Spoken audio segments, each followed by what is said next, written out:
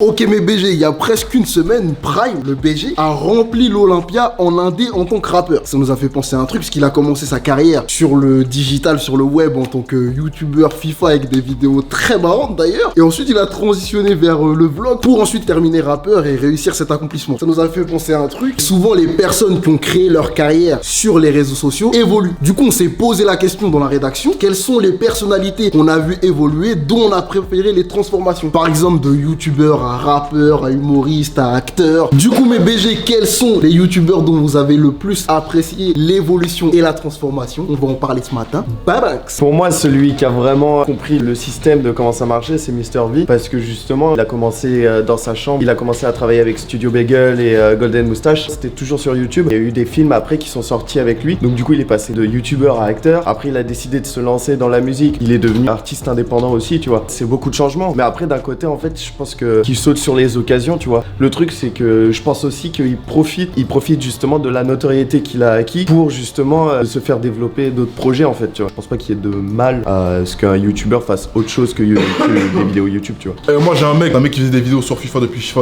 08, un Norvégien qui s'appelle Marius. En fait de base il faisait des skills tutoriels parce qu'en fait avec l'arrivée de FIFA 8 il y avait un nouveau système de dribble, tu faisais dribbler avec le joystick droit, tu faisais les mouvements des pieds des joueurs et ça les reproduisait dans le jeu. Lui il faisait des tutoriels sur ça, des montages sur ses matchs online, après il a joué en FUT et maintenant frérot le mec il taffe pour y. C'est à dire que depuis le tout début il faisait vraiment la promotion du jeu frérot, il a une grosse communauté qui est née autour de lui. Il a fini par bosser pour y, tu sais, il a fait des vidéos dans les locaux carrément, c'est très lourd, très lourd. Wartech au départ c'était que du Call of, tu vois. Et après voilà, il s'est fait inviter par les développeurs de Call of et tout. Il a commencé à kiffer les voyages et tout ça et à faire des vlogs et maintenant il fait que ça. Maintenant il a des partenariats avec Renault et tout pour faire des trucs.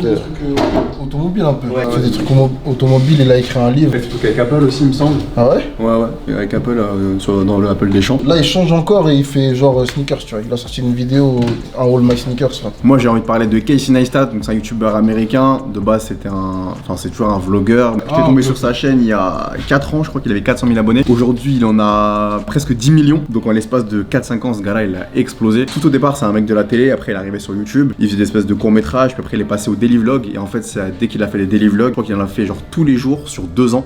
Et c'est là que ça a explosé. C'est lui d'ailleurs qui a fait la vidéo où tu vois genre t'as un mec qui est à New York et qui roule là sur un espèce de tapis volant dans New York. Il a fait la vidéo du snowboard et en fait il a fait plein de vidéos qui buzz. Ensuite il a lancé une application. Ensuite dernièrement il a lancé une espèce de studio de production. En gros tout le monde peut venir, genre tous les créateurs, tous les créatifs. Et ça s'appelle 368.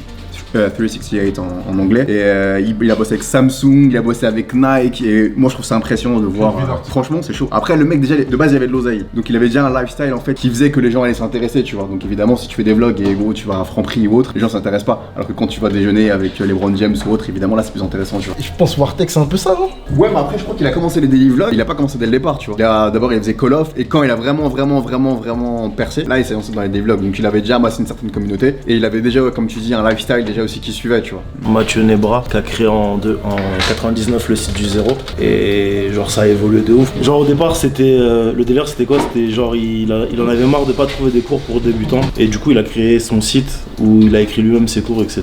Et il a fini par évoluer et maintenant c'est une vraie école en ligne. Il propose des certifications, ils sont reconnus par l'État, il y a des partenariats avec le Pôle emploi pour financer les formations et tout et je trouve que ça, d'où c'est parti et jusqu'où c'est arrivé maintenant, ça a évolué de ouf. Genre je trouve ça vraiment stylé quoi. Par rapport aux transitions de youtubeurs, je trouve que parfois ça peut être compliqué quand t'as fait longtemps quelque chose. Je pense qu'après tu peux être vite catégorisé, mis dans une case et du coup les gens arrivent pas à se détacher de l'image que t'avais. Je pense que MrV je pense que là maintenant ça a changé tu vois, mais vu qu'il faisait des vidéos drôles, humoristiques, il faisait un peu le con dans ses vidéos, je pense qu'au départ les gens ont eu du mal à le prendre au sérieux mais du coup maintenant en gros les chiffres suivent, les chiffres ont suivi, il a fait quoi, double disque d'or, de platine ou autre et je trouve que sa reconversion elle est plutôt réussie, même si après moi j'écoute pas forcément, mais les chiffres parlent et je crois que les prépare un deuxième album il me semble, ouais. Donc je pense que ça va être lourd et je pense que ça va réussir aussi. Il y a aussi Masqué ce matin qui a annoncé du coup que sa bande dessinée elle était en précommande. Donc du coup tu vois c'est pareil, Masqué qui fait une bande dessinée, qui va sortir aussi un album avec des rappeurs, mais lui il aurait composé la totalité de l'album quoi. Donc du coup voilà c'est pareil, c'est à peu près le même chemin mais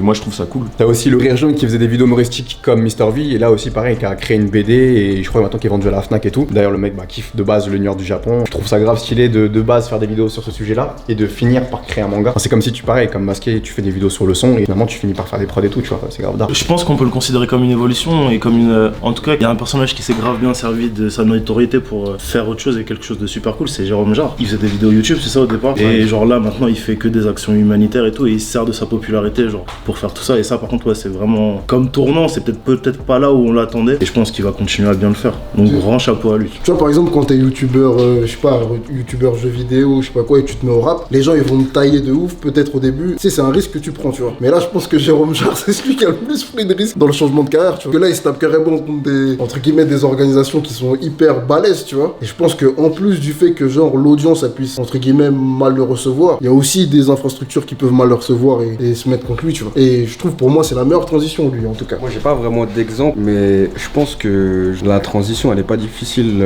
à partir du moment où ce que tu ramènes, c'est propre, hein, c'est de qualité et que c'est bien fait, tu vois. Je pense à Mr V, par exemple. Je trouve que, genre, il est crédible dans le rap. Genre, ce qu'il a fait, c'était cool. Moi, ça me parle pas forcément, mais je peux reconnaître qu'il a ramené un certain truc et il a un certain talent et, genre, je le trouve pas ridicule quand il rappe et je trouve que les prods, elles sont cool, elles sont bien choisies. Après, ça me parle pas personnellement, mais je trouve que c'est un truc de qualité. Ça me choque même pas que ça marche, tu vois. Contrairement à d'autres personnes qui vont faire de la musique, des youtubeurs, il y a 1 million d'exemples des mecs qui font des clips musicaux et tu sais qu'ils sont pas faits pour ça. Je vais pas citer d'exemples, mais tu sais qu'ils sont pas faits pour ça, quoi.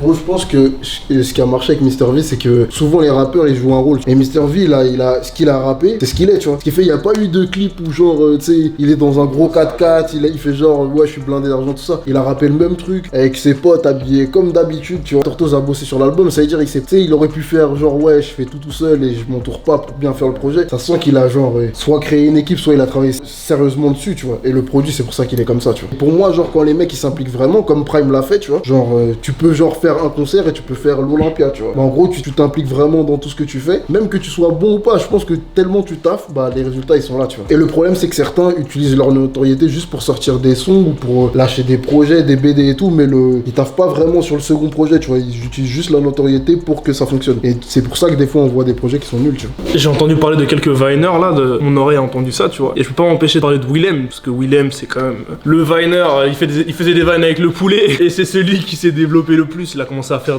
il a fait des vraies productions. Il filme au téléphone, ses scénarios ils sont incroyables. Il a réussi aussi à faire un truc que peu ont fait au niveau humoriste. Je crois que seul Mr V l'a fait en France, je crois, et Willem. C'est genre avoir une communauté en dehors de la France, tu vois. Genre les États-Unis ils suivent un peu aussi, les Canadiens de fou, et c'est d'art de fou, tu vois. Si je dois parler d'autre chose que des Viners, des YouTubeurs, etc., moi j'aimerais bien parler d'un média, tu vois, Bouscapé, ce qu'ils faisaient à l'ancienne de fou au niveau vidéo et ce qu'ils font maintenant. Je trouve ça a évolué de fou. Il y a aussi un américain qui s'appelle Joji et qui à l'ancienne faisait des vidéos grave weirdo sur YouTube et son délire était vraiment spé. Je sais même pas comment on pourrait qualifier son style de vidéo, mais genre c'était vraiment de l'humoristique à la how to basique et tout. Et après il a fait du son, il s'est mis à faire du son vraiment sérieusement et genre il a sorti un projet qui est énervé de ouf et vraiment glow up de ouf. Maintenant les gens ils le prennent grave au sérieux parce que son délire il est un peu deep et tout et franchement il a fait beaucoup de vines et tout aussi. Il était connu parce qu'il était en morsute rose. Et vas-y c'est n'importe quoi. Coup de bête de reconversion, il a trop percé dans le son, il fait des chiffres de ouf et tout. Énervé. Bon, dites-nous les mecs dont vous avez kiffé la reconversion. Moi j'ai un mec dont j'ai kiffé la reconversion.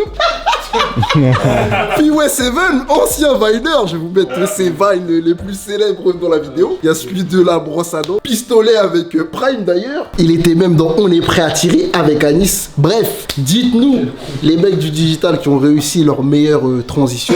C'était Schunzer pour Camino Z. On est ensemble. Bye bye.